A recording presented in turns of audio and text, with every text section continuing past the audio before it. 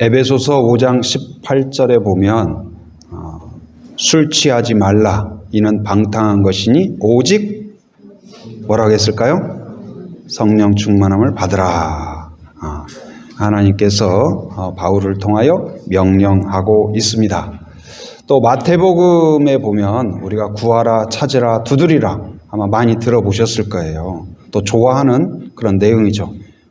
구하는 자마다 또 찾는 자마다 두드리는 자마다 열릴 것이다. 얼마나 우리에게 확신을 주십니까? 그런데 거기에서 우리가 그렇구나, 기도하면 다 되고 우리가 얻고 싶은 거 다 얻으면 되겠구나, 그런 마음도 가질 수 있겠지만 진짜 하나님이 주고 싶은 좋은 것이 무엇일까? 그거에 대하여 성경은 분명히 이야기하는데 그 좋은 것이 무엇이냐? 바로 성령의 충만함이에요. 여러분, 하나님은 여러분을 진짜 여러분에게 있기를 원하는 게 뭐냐? 예수님을 믿고 구원받은 하나님의 자녀로 태어날 뿐만 아니라 자녀답게, 교회답게, 성도답게 살아갈 수 있도록 성령 충만한 그리스도인이 되기를 원하신다는 사실을 기억하기 바랍니다. 하나님의 자녀일 뿐만 아니라 하나님을 기쁘시게 하는 사람이 되기를 바랍니다. 그러기를 원합니까? 믿는 것도 아니고 안 믿는 것도 아니고 식은 밥처럼 며칠간 냉장고에서 금방 나온 식은 밥처럼 그런 사람이 아니라 정말 뜨거운 찌개 팔팔 끓는 것처럼 뜨거운 장작불처럼, 장작도 그렇죠. 그냥 장작하고 불 붙은 장작하고는 차원이 다른 거예요. 여러분, 성도도 마찬가지예요. 믿는 것도 아니고 안 믿는 것도 아니고, 예수님을 알고 믿기 때문에 교회를 안 갈 수는 없지만 기쁨도 없고 즐거움도 없고 열정도 없고 설교를 해도 들리는 말도 없고 빨리 끝나기만 원하는 그런 신앙이 아니라 말씀을 더 알고 싶고 주님을 더 알고 싶고 주님을 만나고 싶고 사모하고 오늘은 하나님이 어떤 은혜를 주실까 기대하고 가슴 뛰고 그런 성도가 되기를 바랍니다. 그런 성도가 되고 싶습니까? 그 성도는 어떻게 될 수 있을까요? 내 힘으로, 내 지혜로, 지식으로 되는 것이 아니고 성령이 임하셔서 나를 지배할 때, 나를 다스릴 때, 성령이 임하셔서 여러분 가슴 가운데 역사하시면 말씀이 문자가 아니라 여러분 가슴 가운데 뛰는 심장으로 와닿게 될 것입니다. 2000년 전에 예수님이 돌아가셨지만 그 사건이 2000년 전에 이루어진 역사적인 사건이 아니라 오늘 나에게 지금 현실 가운데 나의 삶 가운데 일어나는 일로서 가슴 깊이 다가오게 될 것입니다. 주님이 멀리 계시고 어디 계신지 모르겠다가 아니라 내 안에 계실 뿐만 아니라 내 손을 잡고 계시고 나를 이끌어 가시고 나에게 말씀하시고 그것이 너무나 선명한 그런 성도, 그런 성도가 되기를 바랍니다. 어떻게 해요? 성령 충만함으로. 성령 충만함으로. 우리의 소원은 통일이지만 또한 우리 성도들의 소원은 뭐예요? 성령 충만해야 돼. 성령 충만한 성도가 되기를 바랍니다. 성령 충만한 부부가 되기를 바랍니다. 성령 충만한 가정이 되기를 바랍니다. 성령 충만한 우리 제주 한교회가 되기를 바랍니다. 하나님의 임재, 하나님의 다스림, 하나님의 음성이 들리고 그 말씀에 살고 죽고 뛰고 기뻐하고 즐거워하는 역동적인 교회, 그런 공동체가 되기를 바랍니다.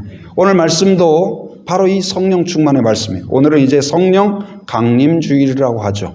바로 오순절날 성령이 임하셔서 성령 충만한 사도들과 그리고 함께한 부활을 예수님, 부활하신 예수님을 만났던 그 성도들이 숨어있고 두렵고 떨리는 마음으로 모였지만 거기에 성령이 임하시자 그들의 마음은 두려움이 사라지고 용기가 생기고 예수님에 대하여 믿지만 확신이 없었던 그 마음 가운데 확고한 믿음으로 견고하게 서서 견딜 수 없는 마음으로 숨어 있을 수 없었고 가만히 있을 수 없었고 나가서 외칠 수밖에 없었던 베드로와 사도들.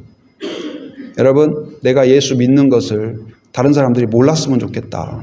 누가 혹시 교회 다녀요? 하면은 괜히 비밀을 들킨 것처럼 멈칫하고 혹시 그러지 않나요? 여러분, 그런데 오늘 이 제자들이 숨어 있어요. 그런데 그들이 성령 충만함으로 변화가 되었어요. 오늘 그러한 변화가 우리에게, 여러분에게 있기를 바랍니다. 오순절, 오늘 1절에 보면 1절 같이 읽어봅니다. 시작. 오순절 날이 이미 이름에 그들이 다 같이 한 곳에 모였더니, 그러니까 오순절 날이 이미 이르렀다는 것은 가까이 왔다는 거예요. 그래서 한 곳에 모였다. 오순절이 무슨 날일까요? 바로 이제 예수님께서 부활하시고 50일이 지난 거예요.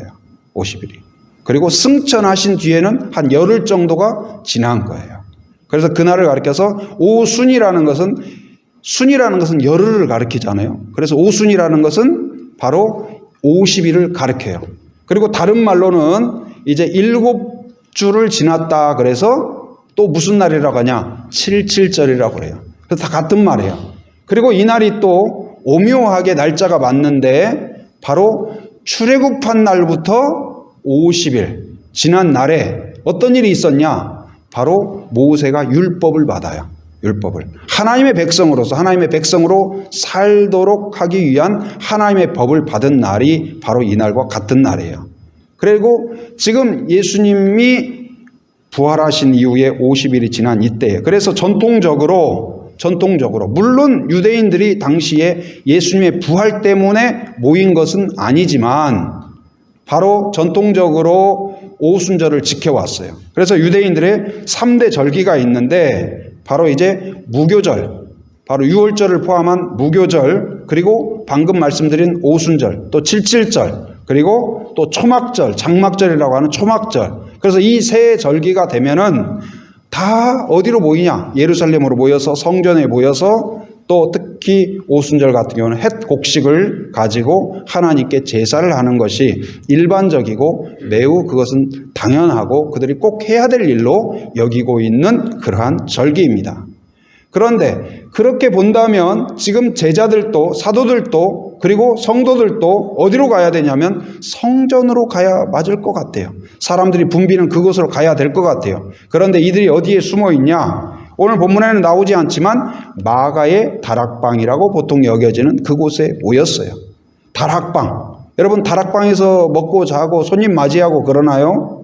그렇지 않죠. 다락방은 다락방이라고 말한 것부터가 뭔가 어감이 좀 숨겨진 곳, 구석진 곳, 작은 곳, 일반적으로 많이 사용하지 않는 그런 곳이죠. 근데 이제 성지답자에서 다락방이라고 하는데 우리가 생각할 땐 쪼만해가지고 막 고개 숙이고 들어가고 빛도 안 들어오고 그런 데일 줄 알았는데 진짜인지 어쩐지는 모르지만 굉장히 크더라고요. 거의 이 정도 공간이 되다시피. 그러니까 상당히 재력이 있는 그런 집안이지 않았나 싶기도 해요. 근데 어찌됐든 그곳에 어떤 사람이 모였냐? 예수님의 12사도. 가룟 유다가 이제 그 나가고, 그다음에 마띠아라는 사람이 들어와서 이제 그 사도들과 그리고 이제 이 예수님의 부활을 경험한, 그러니까 부활하신 예수님을 만났던 사람들. 그러니까 부활하신 예수님을 만났으니까 예수님이 다시 살아났다는 것을 보았어요. 제자들도 예수님을 만났어요. 그런데도 용기는 없어요. 확신은 없어요. 예수님이 이제 떠나고 나니까 앞으로 뭘 해야 되지? 어떻게 해야 되지? 우리가 뭘 해야 되지? 예수님을 부인할 수도 없고 막 자신 있게 이야기할 수도 없고 바로 그런 때에 오순절이 된 거예요. 사람들 앞에 가자니 아직도 사람들이 너 예수님과 한 무리지 해서 지적할 것 같고 사람들한테 몰매 맞을 것 같고 두려운 거예요.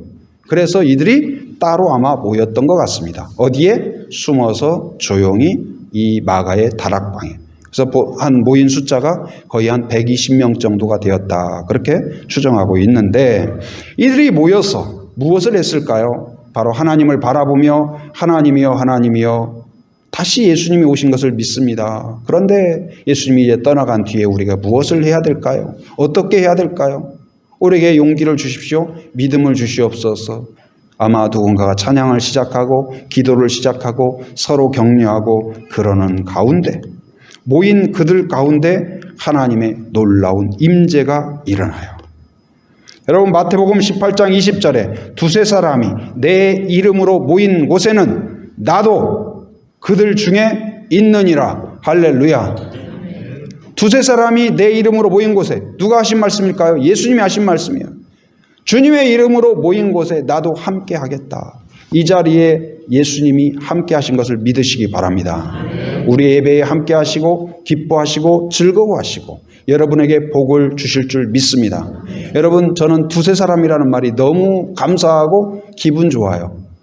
한 예를 들어서 200명, 300명 정도 모이면 내가 가겠다 했으면 우리 교회는 날마다 시험 들어요.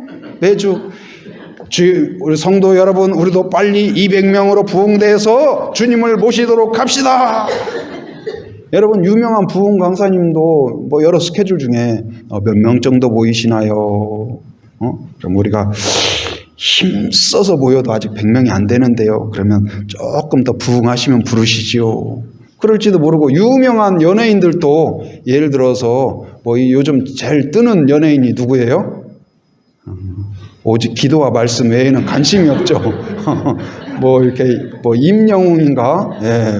근데 그런 사람들도 예를 들어서 우리가 초청한다고 해봐요. 근데 우리가 만약 예를 들어서 한 1000명이 되고 2000명이 되고 3000명이 되고 한다면 기꺼이 오겠지만 우리 뭐 몇 명 아직 100명이 안 됩니다. 그러면 좀 모아지면 가겠습니다. 그럴지도 몰라요. 그런데 주님은 두 사람만 주님의 이름으로 모여도 내가 가겠다. 함께 하겠다. 너의 기도를 듣겠다. 응답하겠다. 할렐루야.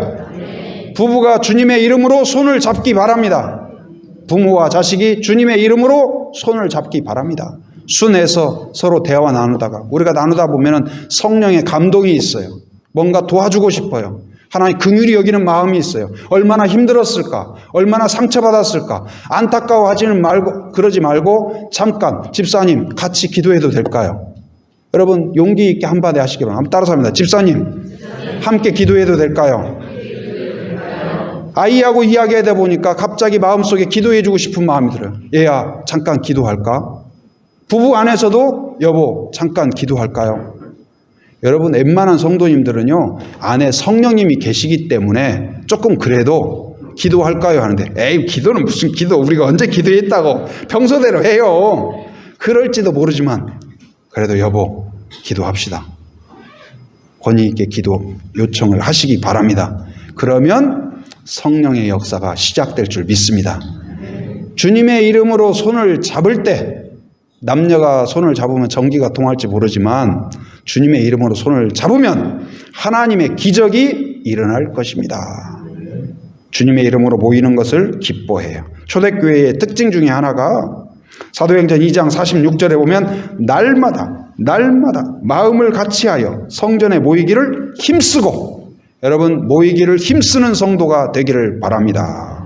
모여있던 그들에게 하나님의 성령의 역사가 일어나는데 2절 읽어봅니다. 시작. 호련히 하늘로부터 급하고 강한 바람 같은 소리가 있어 그들이 앉아 온 집에 가득하며. 호련히가 무슨 뜻일까요? 호련히 그 국어사전을 찾아보니까 뜻하지 아니하게 갑자기, 별 생각 없었는데 갑자기. 여러분 오늘 오면서 막 성령이 쏟아질 거다, 은혜가 쏟아질 거다 막 기대하고 사모하고 주일이 너무 기다려져. 그런 성도들이 대부분이죠. 그러길 바랍니다. 근데 그렇지 않고 뭐 주일 뻔하지 뭐 오늘 또 뭐 목사님 말씀하시고 또 뭐 찬양대 하고 뭐 오늘 찬양대가 잘하네 뭐 하네 설교가 이렇게 오늘 좀 기나 빨리 끝나야 될 텐데 별 생각 없이 모였다 할지라도 호련이라는 뭐래요? 예상치 못했는데 그때 갑자기 은혜가 쏟아지고, 언제 은혜가 쏟아지고 언제 기적의 역사가 일어나고 언제 치유가 되고 언제 응답이 될지 모르는 거예요. 여러분 저도 그런 때가 있어요. 여러분 막 큰 부흥사 목사님, 위대한 목사님, 유명 강사가 할 때 불이 쏟아지는 게 아니에요. 제가 의무경찰로 복무를 했는데 이제 전반기는 방범순찰대라고 거기에서 근무를 했고 이제 반절은 경찰서에서 근무를 했어요. 근데 이제 경찰서에 이제 부임을 해서 근처에 교회를 찾고 교회를 이제 나가 보려고 그래서 근데 이제 수요 예배 시간 어떻게 이제 허락 받아가지고 제가 갔어요. 갔는데 여러분 큰 교회였어요. 그 지역에서는 제일 큰 교회. 그래서 저는 성도들이 저는 이제 이 수요 예배 가려고 상사한테도 이야기하고 이야기해서 그러니까 오자마자 무슨 또 교회냐 그러는 거예요. 그래도 교회를 가고 싶습니다. 그래서 제가 허락받고 이제 교회를 갔죠. 막 기대하는 마음으로 사모하는 거. 갔더니요. 그 큰 교회인데 성도들이 몇 명 안 앉아 있어요. 세상에 이렇게 기도하기 좋은 날 별로 안 왔네. 그래서 제가 2층에 올라가서 이제 딱 있는데요. 저 멀리 설교하는데 보통 수요일 날 담임 목사님이 설교해요? 부목사님이 설교해요? 부목사님이 설교하시죠. 그래서 젊은 목사님이 저 앞에서 설교하시더라고요. 찬양 인도하고 전사님들이 이제 찬양 인도하고 부목사님 설교하고. 그런데요. 저는 한 번도 보지 못한 전도사님들이고 목사님이 설교하시는데 앉자마자 성도들도 몇 명 안 되고 제가 다니던 교회도 아니고 처음 온 교회인데 앉자마자 막 눈물이 쏟아지기 시작합니다. 가슴이 뜨거워지기 시작해요. 찬양 한 줄 한 줄 찬송의 그 가사가 막 곡조가 제가 볼 때는 우리 찬양대회에 비하여 훨씬 잘 못하셨던 것 같아요. 우리 찬양대회 훨씬 수준이 높아요. 그런데도 불구하고 막 그 찬양이 막 가슴 깊이 파고들고 막 역사하고 견딜 수 없는 거예요. 목사님이 설교하는데 그 말씀이 막 귀로 쏙쏙 들어오고 할렐루야. 여러분 막 대단한 집회, 대단한 어떤 설교자에 의해서만 성령이 역사하는 것이 아니고 성령은 어디에서 내려올까요? 2절에 보니까 호련히 어디로부터? 하늘로부터 하나님에게서 내려오는 줄 믿습니다. 하나님의 은혜가 있어야 돼요. 하나님의 능력이 임해야 돼요. 여러분 사람들의 말과 거기에 목매이지 말고 하나님의 음성을 사모하시기 바랍니다. 하나님의 위로, 하나님의 축복. 그런데 어떻게 임했냐? 거기에 보니까 하나님의 임재를 세 가지로 나타내고 있어요. 뭐냐? 바람과 불과 방언과. 바람과 불과 방언과. 뭐라고요? 바람과 불과 방언과. 바람은 뭐냐? 그 이제 헬라어로 이제 퓨누마 그러는데 이것이 이제 원래 바람이라는 말이에요. 근데 또 다르게도 써요. 호흡. 우리 숨 쉬는 거. 호흡. 그리고 또 생명, 영, 성령을 가리킬 때도 이 퓨누마. 그래서 이 창세기에도 보면 그 하나님께서 흙으로 사람을 빚어 놓고 어떻게 해요? 생명이 있어라, 다 빛이 있어라 그랬잖아요. 그러면은 생명을 줄 때에도 하나님이 어떻게 해야 돼요? 흙으로 딱 아담을 빚어 놓고 생명이 있을지어다 그러면 생명이 딱 해가지고 딱 일어나고 하나님 딱 해야 맞는데 어떻게 해요? 그 코에 생기를 불어넣었다. 바람을 불어넣었다. 이게 뭐예요? 그랬더니 뭐가 되었어요? 생영이 되었다. 그러니까 성령을 불어넣은 거예요. 예수님을 믿음으로써 하나님과 단절되었던 우리가 다시 성령이 우리 안에 들어오신 줄 믿습니다. 예수님을 믿는다면 하나님의 자녀가 되었고 여러분은 하나님의 자녀로 태어났고 여러분 안에 또 누가 계실까요? 성령이 계신다는 사실. 성령 충만이란 뭘까요? 그 성령이 여러분을 다스리는 거예요. 성령의 음성이 깨달아져요. 그리고 성령의 코치가 마음에 순종하게 되고 속속이 모든 부분에. 그리고 요한복음 20장 22절에서도 부활하신 예수님이 제자들에게 외칩니다. 뭐라고 외치냐? 제자들을 향하여서 숨을 내쉬며 이르시되 성령을 받으라. 예수님이 그냥 성령 받아라 해도 되잖아요. 근데 바람을 숨을 내쉬면서 여러분 이 시간 그 성령의 바람이 여러분에게 임하기를 바랍니다. 그 장작불에 바람이 훅 들어가면 불이 막 타오르기 시작하잖아요. 여러분 믿음이 그렇게 타오르기를 바랍니다. 그리고 이제 그들에게 또 뭐가 있었냐? 거기 보니까요. 불이 임했다고 그랬어요. 3절에 보니까 마치 불의 혀처럼 갈라지는 것들이 그들에게 보여 각 사람 위에 모든 사람 위에 하나씩 임하여 뭉뚱그려서 단체적으로 그렇게 하지 않고 각자 개인으로 하나님이 알고 계셔요. 여러분의 기도를 알고 계시고 여러분의 인격을 알고 계시고 여러분의 소원을 각자 알고 계시다는 거예요. 불이 임한다. 바로 이것은 성경에 보면 전통적으로 하나님의 임재를 나타냅니다. 출애굽기 3장 2절에 보면 3장에 보면 이제 모세를 부르는 장면이 나오죠. 근데 그때 얘 모세를 어떻게 부르시냐? 떨기나무에 불이 붙었다고 그랬어요. 근데 타지를 않아요. 나무가 없어져야 되는데, 불이 사그라져야 되는데 그렇지 않은 거예요. 계속 타올라요. 오, 이게 뭐지? 갔더니 거기에 누가 계신 거예요? 하나님이 계신 거예요. 불로 임해요. 그리고 모세를 통하여 출애굽을 할 때 하나님께서 그 이스라엘 민족을 인도하는데 어떻게 인도해요? 무엇으로? 구름 기둥? 무슨 기둥? 불 기둥으로. 불로 인도해요. 불로. 그래서 그것은 하나님이 임재하시는 그것을 상징해요. 그런데 오늘 기도하는 그들에게, 하나님의 은혜를 사모하는 그들에게 바람같이 임하고 불로 임하는 성령이 임하신 줄 믿습니다. 그리고 그들에게 방언이 터져요. 4절 같이 읽어봅니다. 시작. 그들이 다 성령의 충만함을 받고 성령이 말하게 하심을 따라 다른 언어를 말하기 시작하니라. 할렐루야. 방언이 터지는데요. 전국에서 지금 오순절이기 때문에 사람들이 모였는데 신기하게 그들이 막 큰 소리로 기도하고 외치는데 그 기도 소리가 각각 이야기, 막 베트남에서 온 사람이 베트남 말로 들리고 어디 중국에서 온 사람이 중국말로 들리고 저 사람들이 갈릴리 사람들이 언제 외국어에 배웠지? 외국어 학원 다니는 것도 아니고 어학연수 다녀온 것도 아닌데 깜짝 놀라는 거예요. 그런데 그런 의미로 또 해석할 수도 있지만 다른 언어, 절망의 언어, 두려움의 언어, 포기의 언어가 바뀌어서 소망의 언어로, 긍정의 언어로, 감사의 언어로, 찬양의 언어로 바뀌게 된 줄 믿습니다. 보이지 않던 하나님이 보이기 시작하고 느껴지지 않던 하나님이 느껴지기 시작하고 예수님에 대하여서 부활하신 예수님에 대하여 예수님의 말씀이 마음 가운데 꿈틀 역사하기 시작한 거예요. 견딜 수 없는. 여러분, 성령이 역사하시고 다스리면 은사가 나타나요. 방언뿐만 아니라 예언이 나타납니다. 통역이 나타납니다.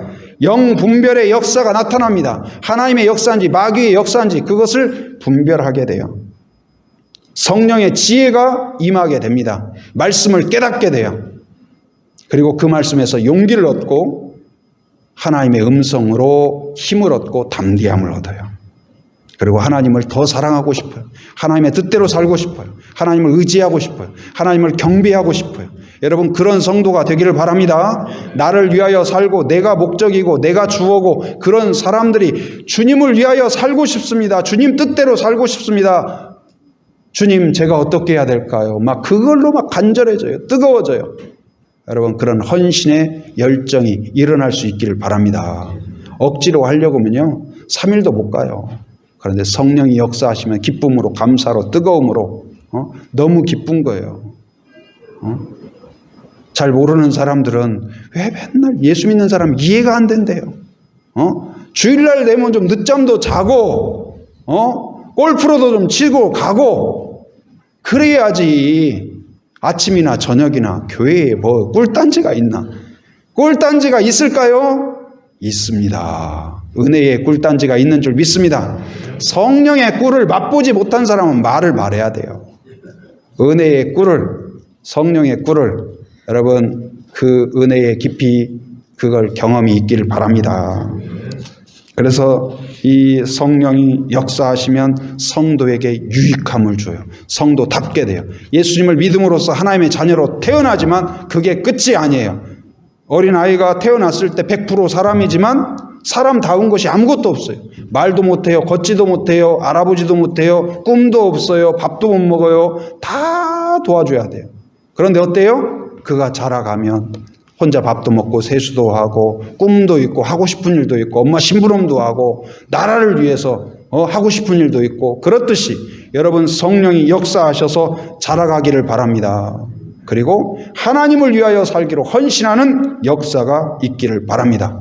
그래서 성령 충만하면 바로 나를 위하여 살던 사람, 교만한 사람, 내 자랑으로 살던 사람이 주님을 자랑하고 주님을 위하여 살기로 결단하고 바로 교회를 교회답게, 성도를 성도답게. 저도 이제 그 대학 때에 막 가슴이 뜨거워지고 CCC 훈련 받고 그러면서 그리고 이제 선교 세미나에 참석하게 되었어요. 일주일간 선교 세미나에 참석하고 이제 마지막에 하는 게 꼭 있어요. 헌신하는 시간이 있어요. 이제 주님이 우리에게 명령하십니다. 우리의 젊음, 우리의 가치를 누구에게 드려야 될까요? 우리를 위하여 십자가에서 피 흘리신 그 예수님을 위하여 살기를 바랍니다. 이제 하나님이 원하시는 최고의 사명은 선교의 사명입니다. 여러분의 젊음과 여러분의 인생을 주님을 위하여, 선교를 위하여 1년이라도 5년이라도 하루라도 드리기를 원하는 사람은 그 자리에서 다 일어나시기 바랍니다. 일어나시기 바랍니다. 근데 저는 자신이 없더라고요. 일주일 내 선교가 하나님의 뜻이고 하나님이 살아계시고 하나님이 우리를 축복하시고 많은 선교사들의 이야기를 들었지만 용기가 안 생겼어요. 왜? 나를 보니까 나는 선교사하고 안 어울리는 것 같아요. 자신이 없어요. 용기가 없어요. 그래서 주님, 저는 못해요. 저는 능력이 없어요. 저는 안 될 것 같아요. 저는 실력도 부족해요. 영어도 잘 못해요. 아무것도 잘 못해요. 못해요. 그러다가 제가 그래도 계속 그 강사 목사님이 한번 하고 말해야 될 거 아니에요. 민망하니까. 계속 하는 거예요. 그래도 일어나도 괜찮습니다. 마치 저한테 하는 것처럼. 괜찮아요. 일어나세요. 아직도 늦지 않았어요. 일어나세요. 그래서 제가 다른 사람들이 안 일어나서 그러는가 해가지고 제가 눈을 살짝 떠봤어요. 그랬더니 거의 다 일어난 거예요. 그래서 제가 깜짝 놀라가지고 저 사람들은 얼마나 믿음이 크면, 얼마나 용기가 있으면 저렇게 벌떡벌떡 일어났을까. 나는 왜 못 일어날까. 그러다가 하나님, 이제 못 일어나니까 그것도 자존심 상하더라고요. 바보 같고. 그래가지고 마음속으로 하나님, 저는 일어나지도 못했어요. 일어날 용기도 없어요. 저 같은 사람은 쓸모도 없지요. 저는 어떻게 해요? 그런데 마음속으로 제 안에 용기가 조금씩 생기는데, 그래, 까짓것 내가 부족하지만 전능하신 하나님이 나와 함께 하신다면 불가능할 것도 없지. 그런 용기가 생기는 거예요. 할렐루야. 여러분, 나를 보면 별 볼 일 없어요. 마귀는 자꾸 너를 봐라. 네가 니까짓 게 뭔데? 네가 뭐 집사라고, 네가 장로라고, 네가 목사라고 우리를 지적질하고 성도다운 게 뭐가 있는데, 제대로 하는 게 뭐가 있는데 자꾸 우리를 그럴 거예요. 그런데 성령은 어떻게 해요? 누구를 봐라? 하나님을 봐라. 하나님이 너를 자녀 삼아 주시지 않았느냐? 그럼에도 불구하고 예수님이 십자가에 돌아가시지 않았느냐 하면서 누구를 보게 해요? 십자가를 보게 하고 예수님을 보게 해요. 우리는 어디에서 능력이 생길까요? 나를 아무리 봐도 은혜가 없어요. 교만해지고 아니면 좌절하고 둘 중에 하나예요. 그런데 예수님을 보면, 예수님을 볼수록 겸손해져요. 예수님을 볼수록 용기가 생겨요. 그리고 그래서 제가 일어났을까요? 못 일어났을까요? 일어났습니다. 할렐루야. 근데 부족하지만 용기가 없지만 일어났는데 그것을 하나님이 기뻐하신 줄 믿습니다. 선교사로 나갔을까요? 못 나갔을까요? 나갔어요. 저는 오늘 지금 제주도에 와서도 선교사의 삶을 살고 있다고 저는 생각합니다. 어떻게 복음을 전할까? 또 일반적인 어떤 목회자일 뿐만 아니라 우리 교회가 어떻게든 복음을 전하고 듣든지 아니 듣든지 어디 꼭 나가야 선교가 아니라 내가 있는 곳에서도 여러분 숨겨진 성도, 내가 혹시나 누가 나 예수 믿는다고 할까봐 알아볼까봐 막 숨기고 꽁꽁 숨기고 보물처럼 그럽니까? 그러지 마시기 바랍니다. 오늘 그랬던 성도들이 성령이 임하자 뜨거워지기 시작했어요. 확신이 생기기 시작했어요. 견딜 수가 없었어요. 그래서 조금 뒤에 거기 2장 14절부터 베드로의 오순절 설교가 나와요. 사도들이 뛰쳐나갑니다. 이 견딜 수 없는 복음, 뜨거운 복음을 우리만 알고 있을 수 없다. 조금 전까지는 두려웠던 사람들이에요. 혹시나 돌을 던질까? 이제는 내가 전하다가 돌을 맞는다 해도 무섭지 않아요. 예수님을 전하다 죽는다면 오히려 영광이겠다. 주님을 위하여 산다면 해가지고 뛰쳐나가요. 외치기 시작합니다. 너희들이 죽였던 그가 메시아다. 그런데 베드로에게 용기를 주신 성령께서 그들의 마음은 돌덩이와 같던 그들의 마음을 또한 녹여주신 줄 믿습니다. 그래서 어떻게 되었을까요? 절대로 돌아오지 않을 거라고 생각했던 그들이 회개하기 시작하고 무려 3,000명이나 회개하고 세례를 받았더라. 할렐루야. 여러분과 저를 통해서 우리 교회를 통하여 이런 역사가 있기를 바랍니다. 그냥 장작 더미가 아니라 성령의 불이 붙은 뜨거운 장작이 되기를 바랍니다. 하나님의 은사가 나타나고 기적이 나타나고 역사가 나타나고. 그래서 성령이 우리를 격려하고 응원하는 건 뭐예요? 요즘 그 축구 하잖아요. 20세 이하 뭐 그 축구. 그 선수를 뽑은 목적이 뭐예요? 국가의 명예를 높이기 위해서잖아요. 여러분을 뽑은 목적이 무엇일까요? 세우신 목적이 뭘까요? 은사를 주시는 목적이 뭘까요? 하나님의 나라를 위하여, 하나님의 영광을 위하여 살도록, 증언하도록, 선포하도록 그 일을 위하여 부르셨다는 사실을 기억하기 바랍니다. 이제는 주를 위하여 살고 싶다. 그 최근에 봤던 영상 중에 제가 여러 차례 말씀을 나눴는데, 박종호 씨 아시죠? 박종호 찬양하시는. 근데 그분이 그 원래 불교 가정이었나 봐요. 그런데 나중에 이제 어떻게 예수님을 만나고 그런 가운데 최덕신이라는 분하고 같은 이제 동기였대요. 근데 곡을 써줘가지고 한번 복음성가대회에 나가봐라. 그래서 얼떨결에 아직 막 나갈 뭐 준비가 있고 원하는 것도 아닌데 친구가 곡까지 써줘가지고 나가라 가니까 그 정성이 가르쳐서 복음성가대회에 그냥 어쩔 수 없이 얼떨결에 나갔어요. 얼떨결에 나갔는데 대상을 타버렸네요.